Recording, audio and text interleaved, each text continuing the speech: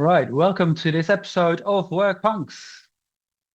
Today we have, as always, our Agony Uncles ready for your question. Today that is, of course, Colin Newlyn of Decrapify Work, Ben Simpson of VitalOrg, and myself, Paul Jansen of TrustWorks. Today's question is as follows.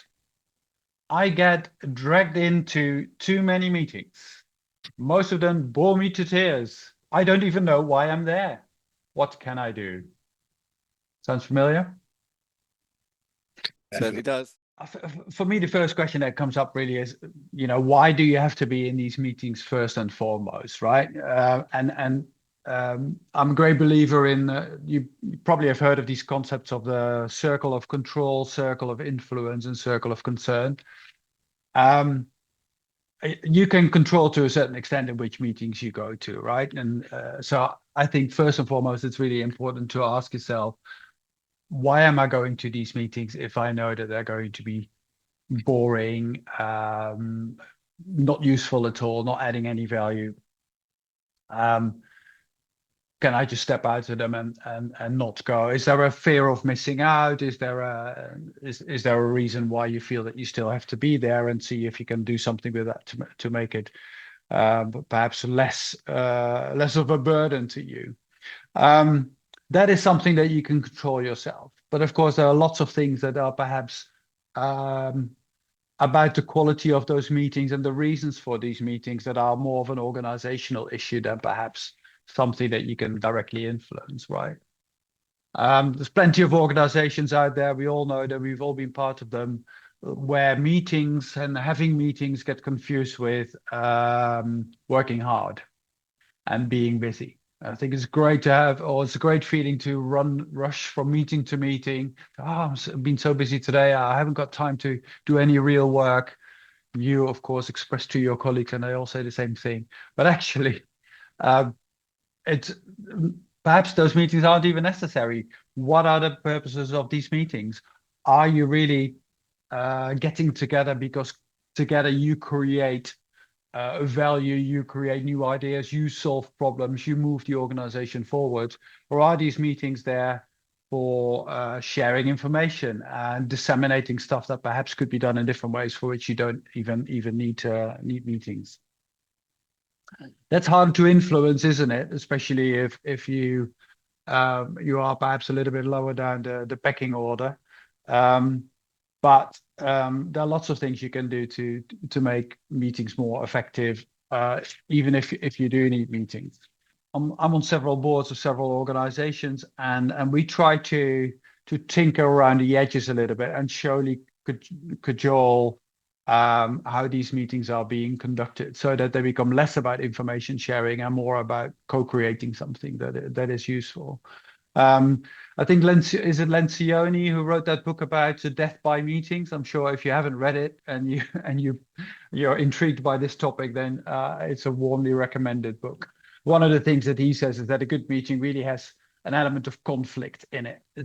And by conflict, he doesn't necessarily mean a slagging match and people rolling on the floor in arguments, but actually having a tension between opposing or differences of opinion that ultimately can lead to action and things that you perhaps want to fight out as an organization.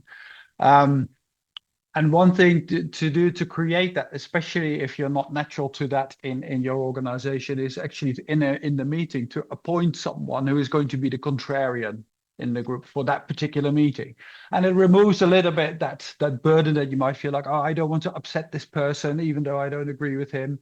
Or it's a bit awkward to come up with something. If you've been labeled the contrarian, then actually that's your role in the meeting, to make sure that you come with the opposite view, that you challenge what's being said as the gospel truth, that the proposal perhaps get held against a different light, and allows the group to look at this from a different angle together and say, oh, actually, yes, maybe, and come up and are encouraged to create a more energetic and diverse view of what's being on the table. And I think that will that is one technique, and I've got loads more, but I won't bore you to death with them. just to get your meetings to become a little bit more interesting. So let's leave it at that for now and see what our other illustrious uncles have got to add to this. I'm sure you've got plenty of experience about boring meetings. So go on in. I just think this is an issue of exercising some control and agency over your time. So, yeah, so the first question is like, are you getting dragged into these meetings because it's stroking your ego? And, maybe you need to have a think about that. It's lovely to be asked it makes you feel important, but if it's not actually a useful use of your time, then you have to not do it. Um, and there's an issue around boundaries here. So you're clearly not putting enough boundaries around your time and your priorities. Um, and you really need to, if you're sitting there thinking, why am I in this meeting? Then you need to go and ask the person who held the meeting, why am I in this meeting? Because if they can't give you a good answer, say, well, I'm not coming to the next one. Unless you can tell me why I need to be here, then I don't have the time for this. Some other techniques, I guess, for stopping people dragging you into meetings is, to say to put it in to set use your calendar, if you like, as a barrier.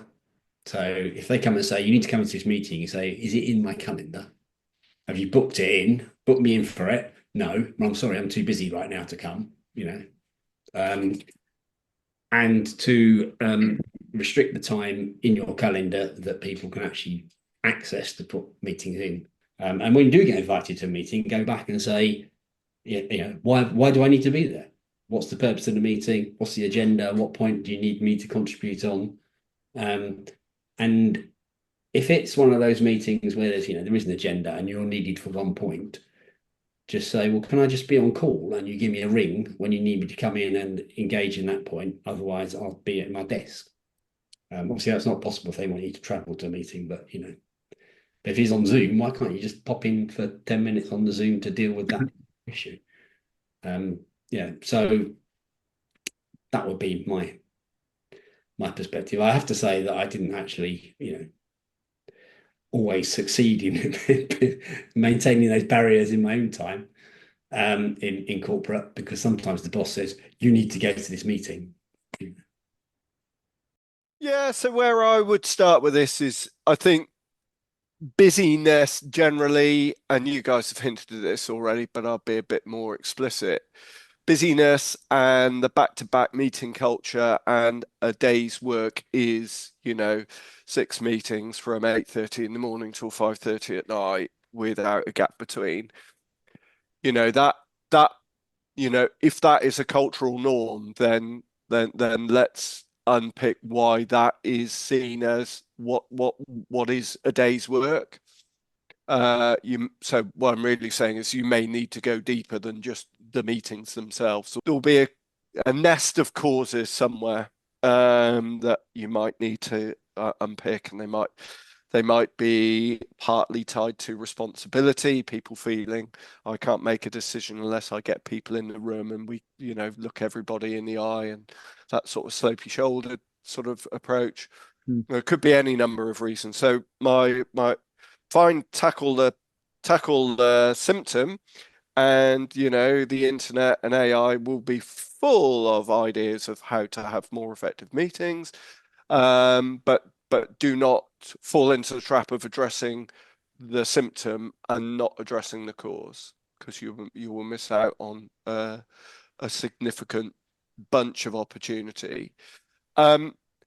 I'm actually going to be a little bit controversial to the point about always create tension in meetings and in conversations.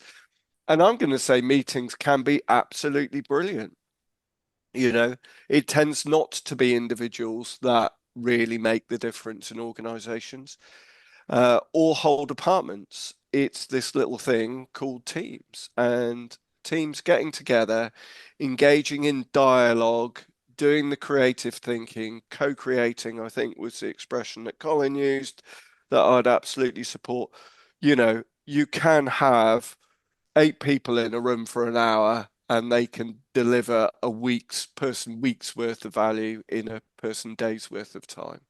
So You know, let's not chuck the baby out with the bathwater either. You know, human beings engaging well in dialogue around problems and opportunities can be the difference that makes the difference. If you're not the person who is convening the meeting, and you feel that the meeting is not as effective as it should be, then how about you engage in a conversation with that person offline?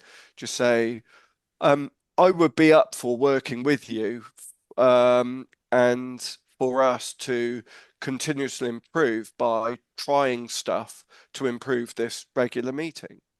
And we can ask ourselves questions. For instance, at the end, what 2 or 3 things could we have done that would have made the meeting more effective?